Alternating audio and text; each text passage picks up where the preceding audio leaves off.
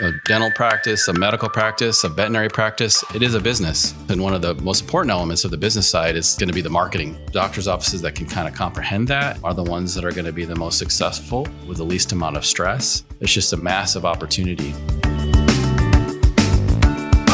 I'm Corey Brown, and this is Provides the Path to Owning It podcast, where I sit down with trusted industry experts in Provides Network to give you the tools and advice you need to take your practice ownership dreams into your own hands. From owning your own practice to expanding or improving an existing practice, we'll help pave the way for you to achieve your dental or veterinary career dreams and guide you through all the nuances of the practice ownership journey. Please make sure to follow us on Apple Podcasts, Spotify, or wherever else you listen.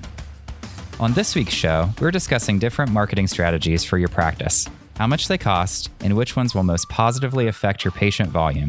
We're joined by Mike Shoun, President and CEO of Affordable Image Marketing Agency. AI is a creative marketing solutions company that has been helping dental, aesthetic, medical, and veterinary practices grow and prosper since 1996. Their goal is to provide top-of-the-industry services like innovative branding, strategic marketing, creative tools, and marketing campaigns, all at affordable prices. Mike, thanks so much for being on the show today. We really appreciate it. Thank you, Corey. I appreciate you guys. So let's just start with some of the basics. Can you tell us why a new or established practice owner should be marketing their practice? Absolutely. The most basic answer is a dental practice, a medical practice, a veterinary practice. It is a business. There's a clinical side. And that's what all doctors 100% focus on. That's what they focused on in their training for all those years that they went to school. Most places don't teach the business side. So there's this whole business side of a practice. And one of the most important elements of the business side is going to be the marketing. Yeah. And since doctors don't typically learn that in school, like you said, are there any typical marketing efforts that are universally more successful than others, in your opinion? For sure, SEO, search engine optimization, that's getting found on Google specifically, search engines in general, but we know that Google is by far the number one place where people are looking for that information. Pay-per-click marketing, we call it online advertising. We'd also look at Facebook advertising as well as another great place for that. And then, believe it or not, direct mail is still really strong in many markets. That's interesting. Most people, I would think, would consider direct mail to be maybe not one of the more successful avenues to pursue. How have you seen the ROI on direct mail positively affect a practice owner? So the one thing about direct mail is we know that it works because we put phone tracking numbers on our postcards that we send out. So we know when calls are coming in, people are still going to their mailbox for bills and for other random things, believe it or not. There is a demographic that looks for their mail, the older demographic generally, but the younger generation is also looking at their mail as well.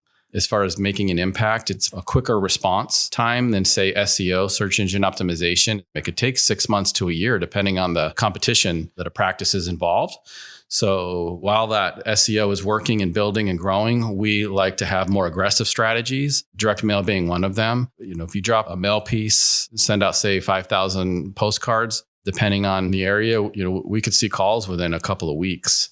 And so that's one of the things that we love about direct mail. It's also reaching people that are not necessarily looking for a dentist, which we find that those can be really, really good patients because they're not price shopping per se. There's just a lot of different ways to utilize direct mail in a marketing strategy. So we have direct mail, SEO, pay-per-click, and social. Those are some of the ones that you've mentioned. With all these tools in one's marketing strategy, are there any tactics that you would recommend not utilizing? How we look at it, every practice is different. Every competitive area is different. Every demographic is different. So we're going to look at it from a completely individual situation when we're putting together a campaign and try to figure out how to do the best campaign to bring the best type of patients for the doctors to be able to have the best opportunity to have the ROI that we were just talking about. Let's discuss a couple scenarios for our listeners. Let's say I just acquired my first practice after a few years working as an associate at another practice. When should I start to market this new venture, and how would you recommend I go about doing that?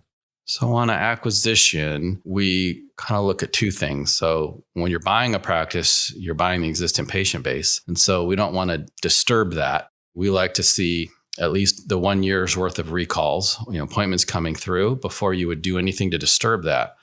Kind of traveling parallel with that is most doctors that are buying practices, the practice marketing or the branding doesn't match the vision of that new doctor. And so what we would recommend is getting started actually right away, bringing your vision into it and then creating an updated brand, an updated website while you're, going through the existing patients, that at least the first time building a relationship and so on and so forth. Because it takes time to put together a really good brand and a really good website and get a campaign going. It could take 6 months. It could take a year to be able to do that. And so we would recommend in an acquisition case that they get started right away and they could start bringing in new patients through the new brand.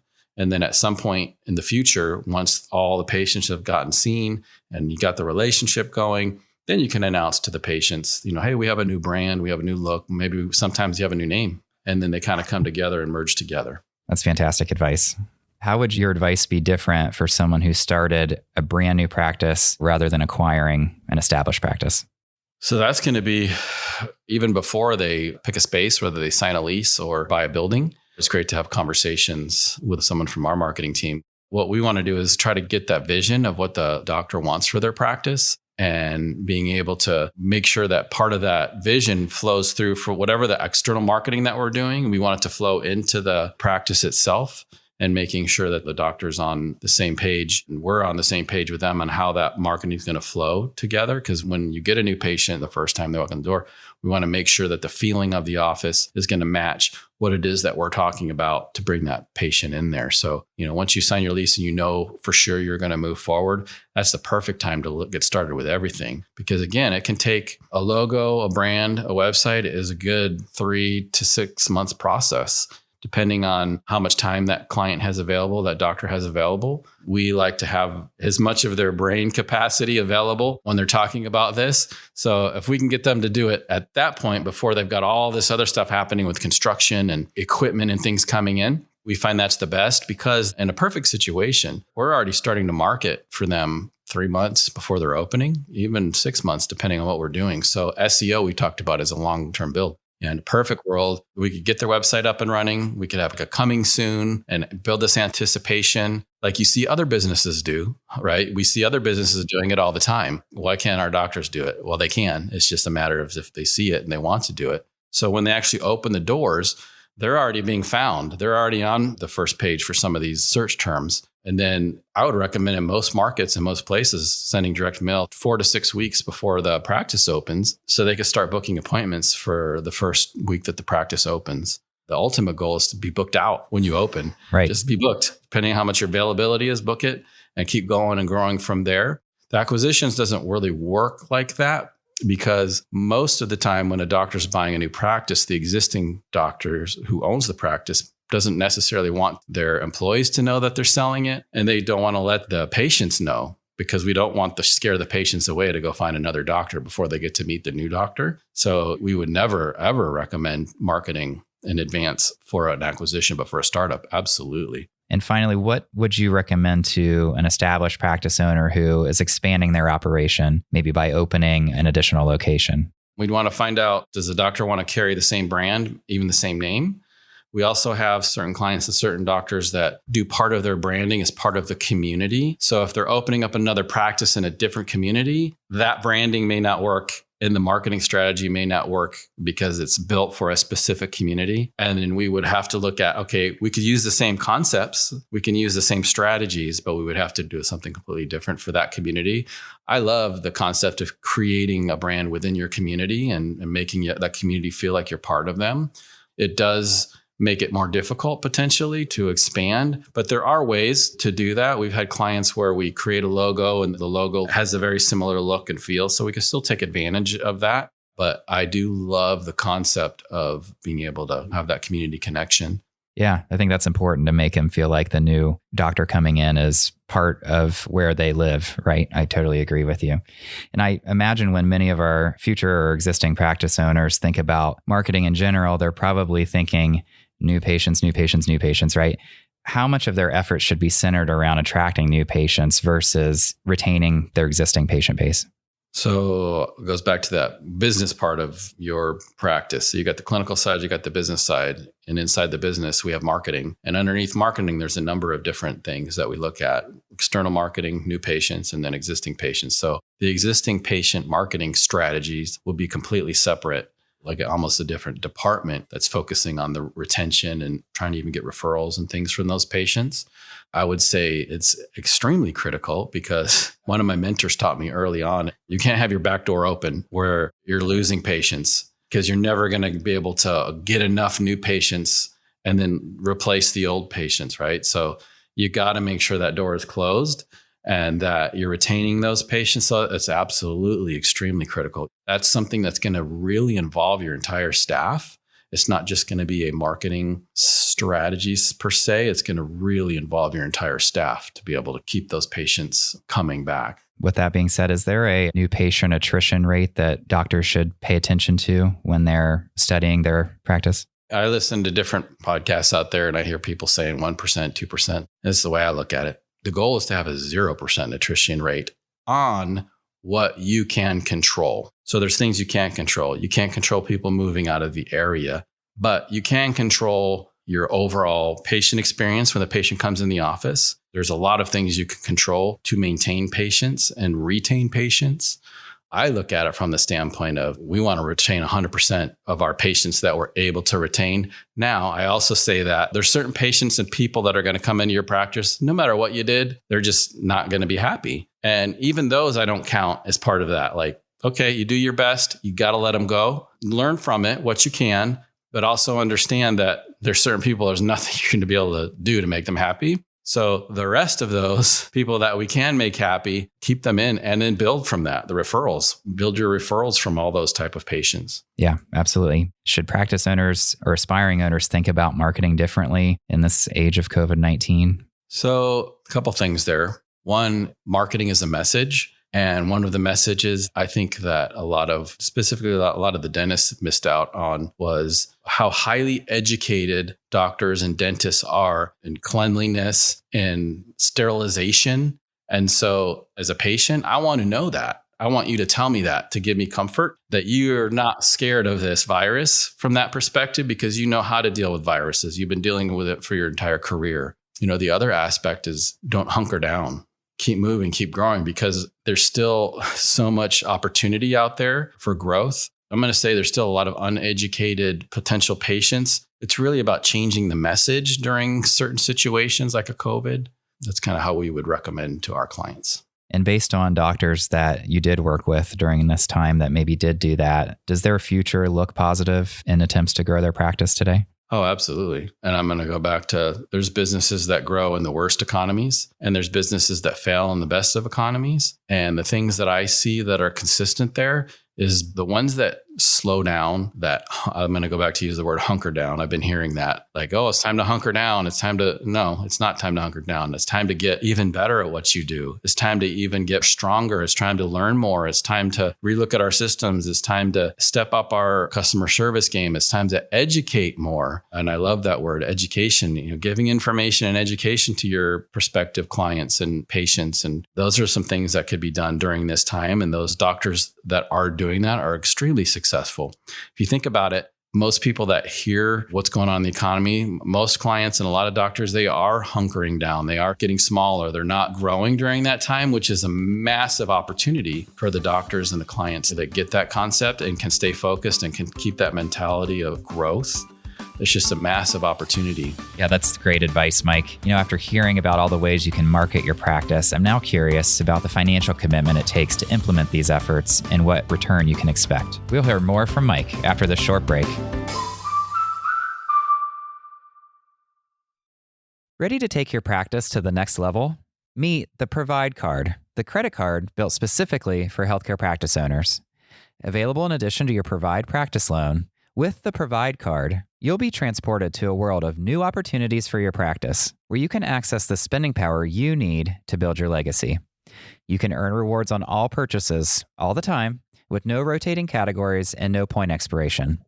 At Provide, we're creating the future of personalized banking for healthcare practice owners.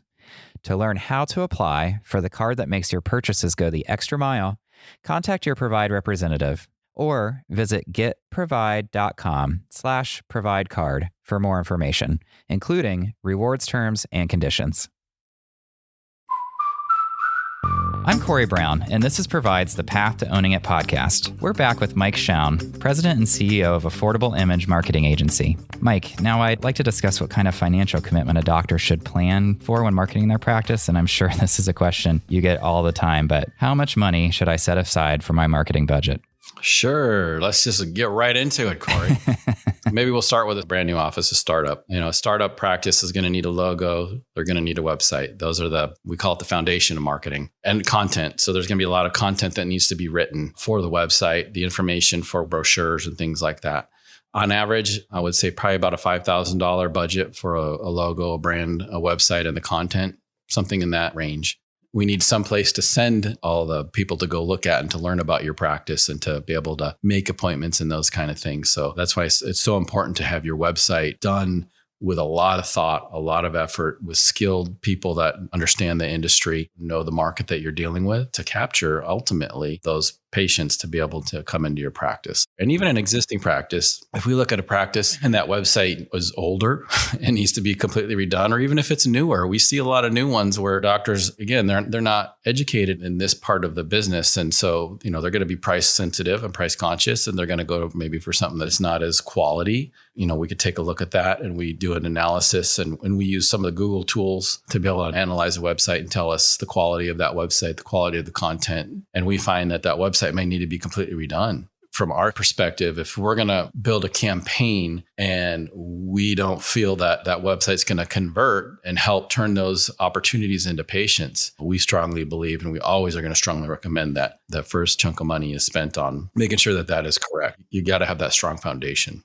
So once that foundation is done, what are we looking at, or what would you recommend at like a month-to-month ongoing marketing effort look like? Is that based off of a percentage of my production or collections, or is there like a set amount or minimum that doctors should expect? So again, when I listen to different podcasts and different people, different speakers talking, they usually use a percentage. And I always say a percentage of what? A percentage of what number? And, really, where are you getting these percentages from? For some reason, when these percentages are given to medical and veterinary and dental, they're not the same percentages that are used in businesses. And so I look at that and I say, okay, these doctors' offices, dentist offices, veterinary offices, these are businesses. They can't survive as a clinical aspect if they don't have the business part working. And so you have to make sure that you have enough, not just capital set up for the brand new offices to be able to get that rolling, but enough set aside for your monthly marketing to be able to grow, because you don't necessarily know what's happening on the back end of that. When we were just talking about attrition earlier, you don't know what's happening until sometimes it's too late. And if you want to be able to grow, you have to have that continuous cycle of business coming in. And because it's not an immediate spend money and you immediately get a result, it takes time. You don't necessarily know what's going to happen. So, I look at some of those numbers. If I was going to try to use percentages, I would say, if you want to use a percentage, use it on the number that you want to be. So for instance, if you're a practice that's doing $300,000 and you want to be $1 million practice, you absolutely can't do 4% of your $300,000 and expect to become $1 million practice. If anything, you need to look at that 4% of what your $1 million in revenue is going to be. And really, it needs to be a higher percentage to be able to get those kind of numbers, because now you're starting to have more competition. Whenever you have more competition, things cost more money. So there's always an incremental increase. To use a dollar amount, an average practice, we're going to see a $2,000 to $3,000 a month budget. And then all that just changes based on the areas that they're in. A highly competitive office may need to spend $4,000 or $5,000, and maybe an area that's not as competitive could get away with $2,000. And then also depends on what the goals of the practice is. The other part of that, when we use percentages and things like that, well, how fast do you want to get there? Do you want to be $1 million practice in a year? Or do you want to be $1 million practice in 5 years? Those kind of things. Okay, then it's going to take a little more money to spend on that. And then the other aspect of that is, are you ready for that? Are you built for success, right? So let's say that I'm spending that average. I'm in an average area. I'm spending maybe $3,000 a month ongoing with marketing. Is there a certain type of return I should expect on that investment? An ROI is an equation, and there's so many factors and a limited number of factors that are involved in getting that equation. So are we spending enough money to compete in the areas that we're at? Then say we are. If we are spending the proper amount of money to get the right amount of patients within the time frame that we're looking for those patients, do we have the systems built to be able to handle these patients? Are we answering the phone calls? Are we answering every single phone call that comes in? Did we spend money on training the person answering the phone? Because if you think about it, the person that's answering your phone, that's literally the lifeblood of your practice. The person that's talking to the potential new patients and your patients, have they been trained? Do they know how to build a relationship quickly? The best offices that know how to have ROIs that are off the charts are the ones that understand these concepts. And these are business principles. Having your front office trained in sales, ultimately, because really that's the sales part of the business. That's where the ROI can be massive versus if you're just hiring people and putting them in positions that they really shouldn't be in, and you didn't do the training and you're not doing the follow-up management, your ROI could be horrible. And that's the tricky part about that. The investment part, the marketing part, that's the part that we can help control. What we can't control as a marketing company is we can't answer your telephones. And in today's world, it's not just answering telephones. It's actually making phone calls out when you get an inquiry on your website. Because a lot of people today prefer just to send their information by email and then expect you to make a phone call to connect with that particular patient. And a lot of offices we see either don't have enough time to do that or don't have the people trained to do that, don't enjoy contacting and talking to people. And that's where the failure comes in. And that's where that ROI is going to be reduced, where the return part of that equation is going to be reduced when you're not calling every single person. Here's the next part of that is when you have qualified people that are trained and have passion about the position, every new patient can turn into a referral and sometimes multiple referrals. Now your ROI is going even more off the charts because now imagine every new patient that comes in, you get 1 to 2 referrals, and then those referrals, you get a referral. That's where this massive growth can come in when you have all the parts and all the pieces working together. And I think one of the things that has been missed, specifically in the medical community and the dental community overall, is that part of what marketing is and what marketing isn't. Marketing is getting your message out there and getting opportunities.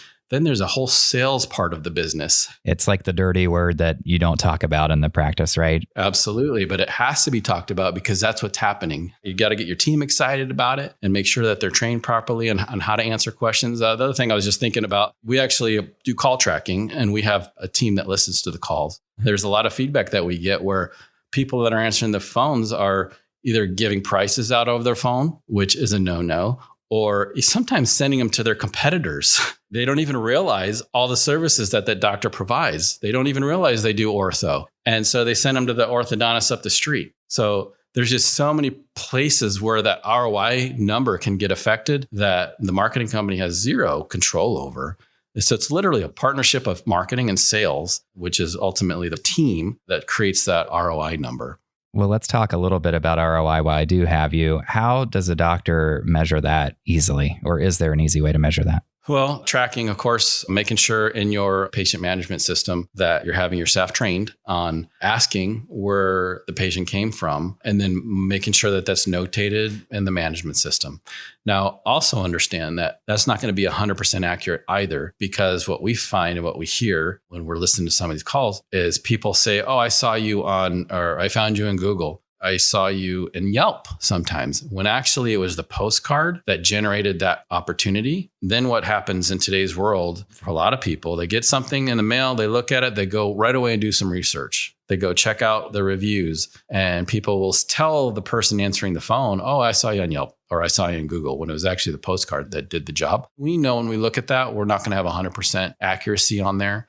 You know, some things that we can see when we do it, we know when the postcards drop. We know when calls come in during a time when postcards go out. Chances are was the postcards if the postcard didn't get the direct credit for it. Or like, hey, we're not doing any Yelp advertising. So obviously it wasn't Yelp that drove that call. Things like that. So we're able to make adjustments on that when we look at those reports. It's about educating your staff too, right? About like what are our current marketing efforts that are out there. That way they know what's coming in. How long should a provider allow a campaign to perform before they decide if it is doing well for them or if it's something they should abandon? Any advice there? Kind of depends what it is. So a direct mail campaign, we'll talk about that real quick, is if you're dropping, one set of postcards a month, 3 months or so, you at least want to see 3 touches typically, versus an online campaign. You still want to give it time because there's many, many factors. I could spend a whole couple hours just talking about how the online campaigns work. An SEO, it's 6 months minimum.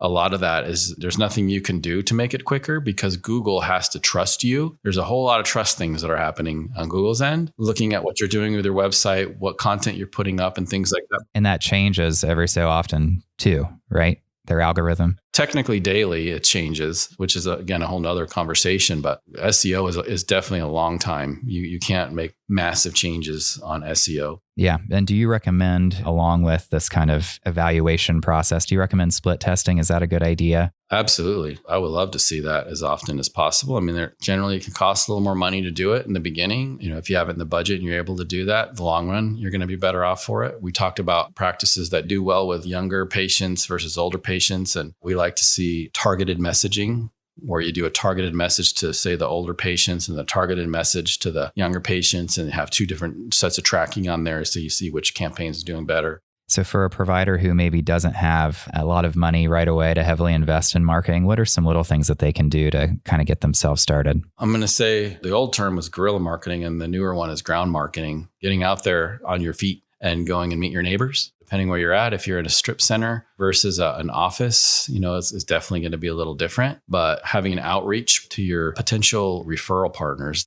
Urgent care actually is a really good one, is get to know your urgent care providers, because a lot of times people come in there with a pain or even a tooth pain because they don't know they're not educated enough to know what to do. If that's my jaw or, oh, that's my tooth. That's a great place to go. And then, of course, places like gyms and spas and things like that are really good opportunities for referring patients and creating some kind of handout. That's great advice. Lastly, let's just say, if you had one piece of advice for our listeners when it comes to marketing their practice, what would you tell them? I'm going to go back to the very first thing that we talked about, and that is look at your practice as a business. And I'm going to expand on that just real quick, is look at your patients as customers, because they are customers, because they do have a choice on where to go. And all of the marketing data for all the years show us that your patients make decisions as a consumer or as a customer. And so doctors' offices that can kind of comprehend that and put all the business models into place are the ones that are going to be the most successful with the least amount of stress, because they're treating those people as customers from a marketing perspective, and then from an intake, from a sales perspective, as we talked about, using the same principles in sales. You don't have to be salesy. We never want our doctors to be salespeople necessarily. We look at it as education. The sales part of it for medical and dental is going to be education, really, is because the public just doesn't know. They don't understand what you do. And getting that information out is going to be the best way to get them to become patients of yours. Well, Mike, it's clear you're a wealth of knowledge on this topic. If our listeners would like to partner with Affordable Image for their marketing needs, how can they reach you? Make it very easy. They can email me, mike@affordableimage.com. I'll connect you with one of our amazing marketing consultants, Ingrid Snow and Allie Patton, and they'll spend time in the conversation, educating and teaching and talking about marketing and, just asking you questions and getting to know you and your vision and being able to help you in that way.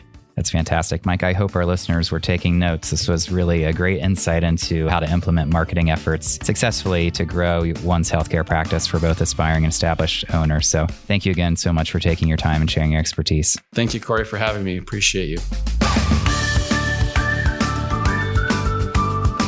Thank you for joining us for this episode of The Path to Owning It. If you're ready to take your practice ownership dreams into your own hands, be sure to visit getprovide.com to pre-qualify and browse our practice marketplace, or check out our news page for more helpful resources. The Path to Owning It is brought to you by the team at Provide, with production assistance from Sarah Parkey, Jessica Armbruster, and Liv Connaughton. And it's produced by PodCamp Media, branded podcast production for businesses. podcampmedia.com. Producer Dusty Weiss, editor Larry Kilgore III. For Provide, I'm Corey Brown. Thanks for being on the journey with us. Provide is a division of Fifth Third Bank, National Association. All opinions expressed by the participants are solely their current opinions and do not reflect the opinions of Provide, its affiliates, or Fifth Third Bank. The participants' opinions are based on information they consider reliable, but neither Provide, its affiliates, nor Fifth Third Bank warrant its completeness or accuracy and should not be relied upon as such.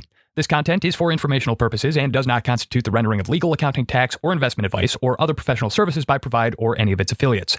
Please consult with appropriate professionals related to your individual circumstances. All lending is subject to review and approval.